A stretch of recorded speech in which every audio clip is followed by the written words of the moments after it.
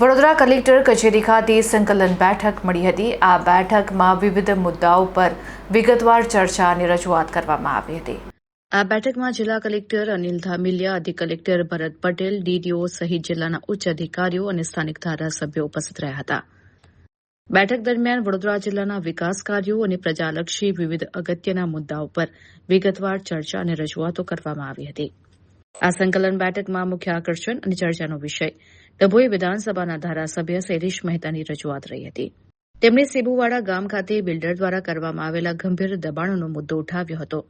ધારાસભ્યએ આક્ષેપ કર્યો હતો કે બિલ્ડર દ્વારા નર્મદા કેનાલ પર રાતોરાત ગેરકાયદેસર રીતે મકાનો તાણી બાંધીને સ્થાપિત કરી દેવામાં આવ્યા છે, જે સરકારી નિયમોનું સરેઆમ ઉલ્લંઘન છે।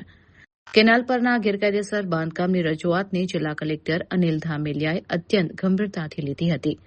કલેક્ટરે આ બાબતે તાત્કાલિક તપાસ કરીને કેનાલ પર દબાણ કરનારા બિલ્ડરો સામે કાયદેસરની કડક કાર્યવાહી કરવા માટે સંબંધિત અધિકારીઓને આદેશ આપ્યા હતા।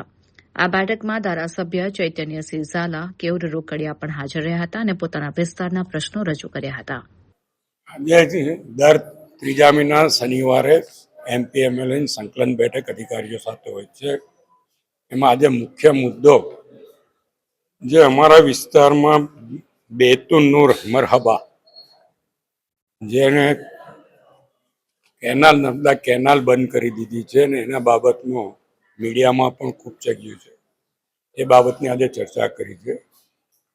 એસએસએનના અધિકારીઓ નોટિસ આપી અને કામગીરી ચાલુ છે એની આવ્યું છે, પણ કલેક્ટર તરફથી સ્પષ્ટ સૂચના આપવામાં આવી છે કે 24 કલાકની અંદર એ બિલ્ડરો સામે એફઆઈઆર દાખલ કરવાની, કારણ કે આવી સરકારી મિલકતો કોઈ તોડી નાખે, પચાવી પડે, એ ચલાવી ના રહેવાય।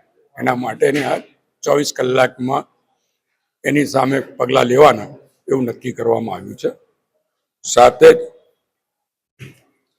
મારેટા ગામે જે લોકોને આવાસ માટેનો પ્રોબ્લેમ છે એના માટેની ચર્ચા કરી છે।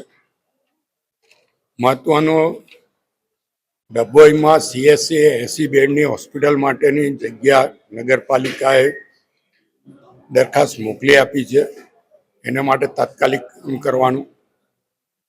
એનાથી પણ વધુ જે અમારે ત્યાં મદ્રેસામાં હિન્દુ વિદ્યાર્થીઓને ભણવામાં આવે છે મહમ્મદપુરા ગામે, એ બાબતની ચર્ચા કરી છે અને તાત્કાલિક કલેક્ટરે કીધું છે કે કોઈ પણ મકાન ભાડે લઈને એ શાળા શિફ્ટ કરવામાં આવે, કારણ કે હિન્દુ વિદ્યાર્થીઓ મદ્રેસામાં ભણવું પડે એ ખૂબ જ દુઃખદ છે।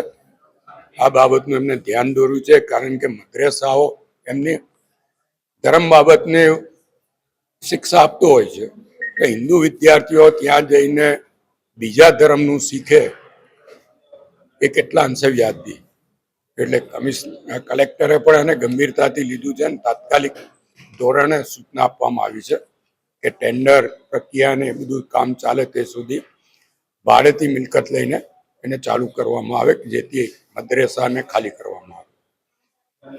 સાઠોદ મંડાળા રોડ પર સાઠોદ પાસે અને જૂના માંડવા પાસે માટી ખનન બહુ મોટા પ્રમાણમાં થયું છે। આ અંગે 2 મહિના પહેલા પણ અમે રજૂઆત કરી હતી, વારંવાર આ બાબતો રજૂઆત કરવામાં આવી છે। ખાન ખનીજ વિભાગ દ્વારા આને ખૂબ હલકો લેવામાં આવે છે ને એની પર કોઈ પગલાં લેવામાં નથી આવતા, એ બાબતની રજૂઆત કરતા કલેક્ટરે આને પણ ગંભીરતાથી લીધું છે અને તાત્કાલિક જે કોઈ વ્યક્તિ હોય સામે ભારે દંડ એટલે કે પેનલ્ટી વસૂલ કરવાની સૂચના આપે, કારણ કે 25-25, 30-30 ફૂટ ખાડા ખોદીને માટી એ કરવામાં આવી છે। તલાટીઓ સરપંચના જવાબ લેવામાં આવે છે જૂના માંડવામાં, એ લોકો પણ નામ જો કહેતા હોય કે આ વ્યક્તિ માટી લઈ ગયો છે, તે છતાં પણ પગલાં લેવામાં નથી આવતા। આપણે તો છોટાઉદેપુર કલેક્ટર પાસેથી દાખલો લેવો જોઈએ। છોટાઉદેપુર કલેક્ટર મોટા પ્રમાણમાં આવી ખનીજ ચોરીઓ પકડી રહ્યા છે, ત્યારે અહીંયા ઘડી પકડીને આપવામાં આવે છતાં પણ પગલાં લેવામાં નથી આવતા। આ બાબતની રજૂઆત કરી છે અને એની પર પણ પેનલ્ટી રજૂ કરવામાં આવશે। સાથે સાથે જ અમારા ધ્યાન પર આવ્યું છે કે અનાજ જે દુકાનો છે, રેશનિંગની દુકાનો છે, ત્યાં આગળ થંભ લીધા પછી જે પાવતી આપવી જોઈએ પાવતીઓ નથી આપવામાં આવતી, લોકોને ઓછું અનાજ આપવામાં આવે છે, પાવતીમાં 16 કિલો અનાજની વાત હોય ને લોકોને 4 કિલો જ આપવામાં આવે છે. આ અંગે પણ સૂચનામાં આવે છે.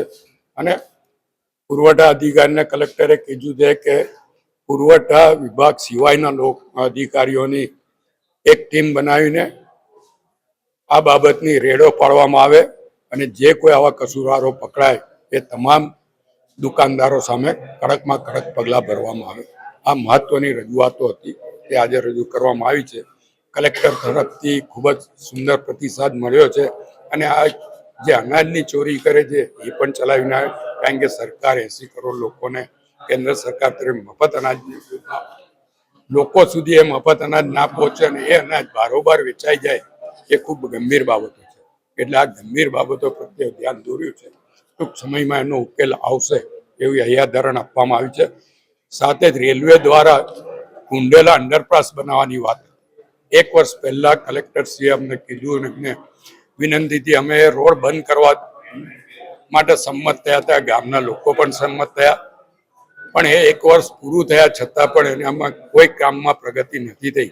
આ અંગે પણ ધ્યાન દોર્યું છે કે LC 18 બંધ કરીને LC 17 પણ બંધ કરવાની વાત છે. એ બાબતમાં કે હવે કોઈ પણ રસ્તો બંધ નહીં થાય ને કલેક્ટરે પણ રેલવે વિભાગને કીધું છે કે 15 દિવસમાં જો આમાં કોઈ કાર્યવાહી નહીં થાય તો અમે આપેલી NOC પરત લેવામાં આવશે અને એ રસ્તો ફરી ચાલુ કરી દેવામાં આવશે લોકો માટે. એટલે આ અનેક પ્રશ્નોની રજૂઆતો થઈ છે અને એમાં ગંભીર બાબતો છે અને ગંભીર રીતે પગલાં લેવાની સૂચનાઓ આપવામાં આવે છે. અત્યારે જિલ્લા સંકલનની અંદર આજે કલેક્ટરશ્રીના અધ્યક્ષસ્થાને આજે જે મિટિંગ હતી એની અંદર જે અમારા વિસ્તારના જે પ્રશ્નો હતા એ પ્રશ્નોની અંદર ખાસ કરીને ગુજરાત વિદ્યુત બોર્ડ GEBના પ્રશ્નો હતા કે અત્યારે ખેડૂતોને લાઇટની તાતી જરૂર હોય અને ઉનાળાની અંદર મેન્ટેનન્સ જે કરવા જેવું હતું કરી નથી શકે, એને કારણે વારંવાર વીજ ખોરવાય છે. એ રીતે પોર્ટ GIDCના ઇલેક્ટ્રિસિટી વારંવાર ખોરવાતી હોય અને ઘણા બધા ખેડૂતોના ગામડાઓની જે ફરિયાદો હતી એના અનુસંધાને તાત્કાલિક ધોરણે એનું મેન્ટેનન્સ કરી અને પૂરતી વીજળી મળે એ માટેની તમામ અધિકારીઓને સૂચના આપવામાં આવી છે. નર્મદા કેનાલોના જે પ્રશ્ન હતા એ પ્રશ્નની અંદર ઘણી બધી કેનાલો એવી છે કે જે ચાલતી નથી ત્યાં ખેડૂતોને અવરજવર માટેનો રસ્તો ખુલ્લો કરવા માટે હવે એ પ્રશ્નો હતા.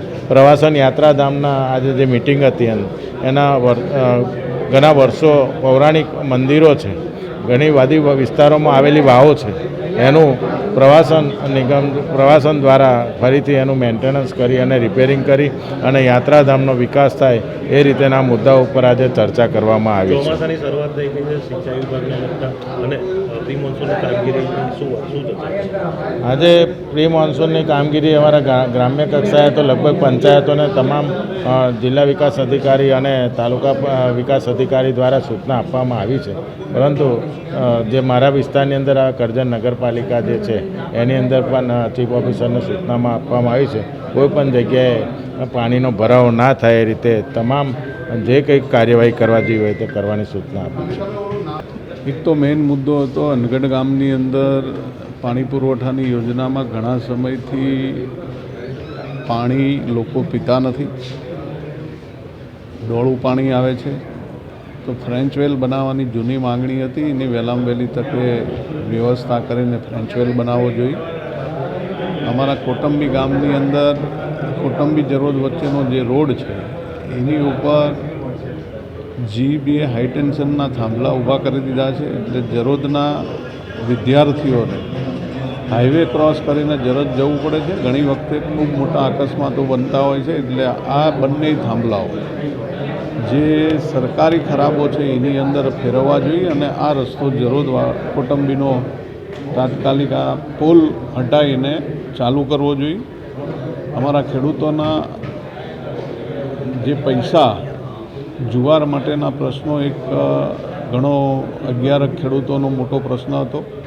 એ લોકોએ જૂના પરિપત્ર પ્રમાણે જુવારની ખરીદી આ લોકોએ કરી લીધી હતી, પણ સ્તંભ નહીં આપવાથી પરિપત્ર બદલાઈ જવાથી એ લોકોના પૈસા અટવાયેલા હતા. એનો આજે ખાતરી આપી છે કે ભાઈ એ પૈસા પણ અમે વહેલી તકે ચૂકવી દઈશું ને એનો પણ પ્રશ્નનો હલ થઈ ગયો છે.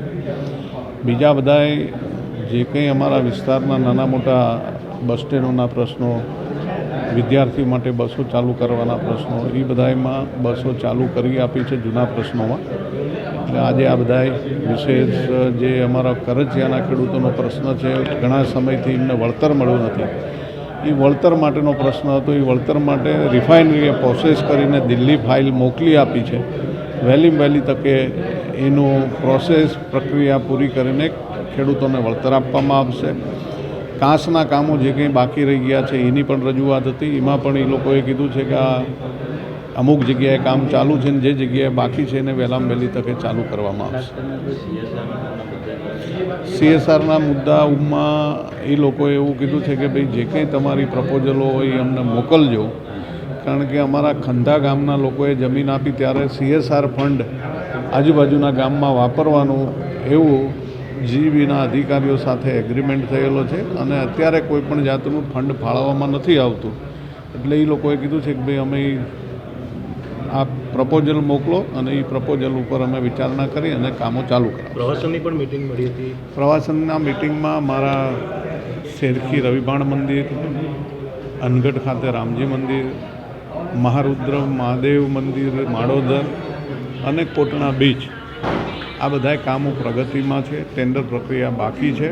એટલે ટૂંક સમયમાં આની પ્રક્રિયા પૂરી કરીને ટેન્ડર કરીને વહેલી તકે કામો ચાલુ થાય એવી આજે રજૂઆત કરવામાં આવી. કોટંબી પાસે અકસ્માત થયો હતો, દુઃખદ મૃત્યુ થતા 8 દિવસ. તો એ રોડ ભયજનક છે, તો એ રોડ પહોળો કરવા માટે અને ટ્રાફિકનું સંચાલન વ્યવસ્થિત થાય એના માટે શું? એના માટે થઈને આજે પણ પોલીસ કમિશનર જોડે પણ મિટિંગ હતી અને એની અંદર પણ નિર્ણય લેવાયો છે કે જેટલી જગ્યાએ એક્સિડન્ટ ઝોન છે એના માટે જે કંઈ બ્લેક સ્પોટ છે એનું વહેલી તકે જે કંઈ રસ્તા પહોળા કરવાના હોય કે જે કંઈ એના માટે થઈને એક્સિડન્ટ નિવારણ માટે જે કંઈ કામ કરવાનું થાય એની કમિશનરશ્રીએ પણ ખાતરી આપી છે. RNB સ્ટેટે અને RNB નેશનલ હાઈવેએ પણ આજે અમને ખાતરી આપેલી છે.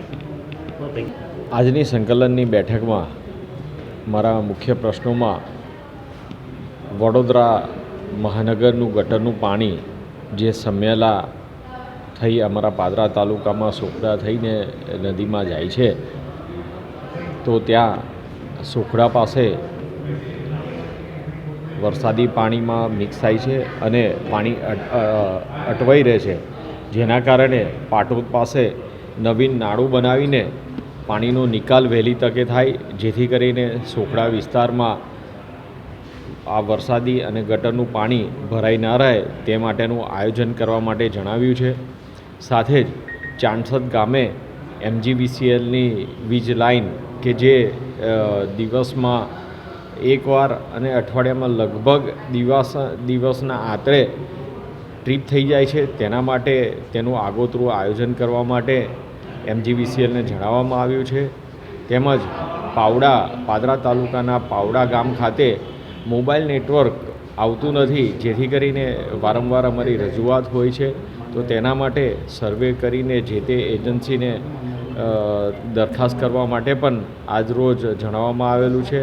સાથે જ પાદરા જંબુસર રોડ કે જે બનીને તૈયાર થઈ ગયો છે, પરંતુ રોડની બાજુમાં વરસાદી પાણીના નિકાલ માટે આયોજન કરવામાં આવ્યું નથી, જેથી કરીને આ રોડની બંને બાજુ એ જગ્યા ઉપર વરસાદી પાણીના નિકાલ માટેનું આયોજન કરવા માટે જણાવવામાં આવેલું છે.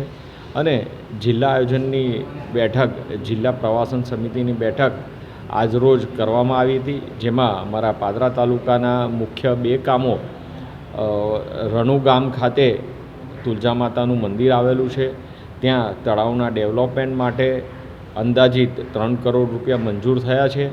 અને ગણપતપુરા ગામ ખાતે કલ્પવૃક્ષ, જે પૌરાણિક કલ્પવૃક્ષ છે, ત્યાંના પણ કામ મંજૂર થયેલા છે. આ બંને કામની ડિઝાઇન બનાવીને પ્રેઝન્ટેશન હતું, જેનું કામ આગામી આયોજન થઈને શરૂ કરવામાં આવશે. બિલ ખાતે વારંવાર તમે રજૂઆત કરી છે, ટ્રાફિકની ગંભીર સમસ્યા સર્જાય છે, એ પ્રશ્નો નિવેડો આજ દિન સુધી આવ્યો નથી. એ રજૂઆત ક્યાં અટકી છે? પાદરા વડોદરા રોડ ઉપર મુખ્ય 2 પોઈન્ટ છે કે એક ભાયલી બાબા માર્બલ સમન્વય સ્ટેટસ છે ત્યાં, અને બીજું જે નવો એક્સપ્રેસવે બન્યો છે ત્યાં અમારે મુખ્ય ટ્રાફિક જામ થાય છે. તો એક્સપ્રેસવે ઉપર ટર્નિંગ લેવા માટે, આજુબાજુ રોડ વાઇડિંગ કરવા માટે, ટ્રાફિક પોઈન્ટ મૂકવા માટેનું આજરોજ આયોજન કરવા માટે જણાવવામાં આવ્યું છે. અને બાબા માર્બલ સમન્વય સ્ટેટસવાળો જે એરિયા છે તે વીએમસીની હદ વિસ્તારમાં લાગે છે, તો તેના માટે વીએમસીને પણ જણાવવામાં આવ્યું છે.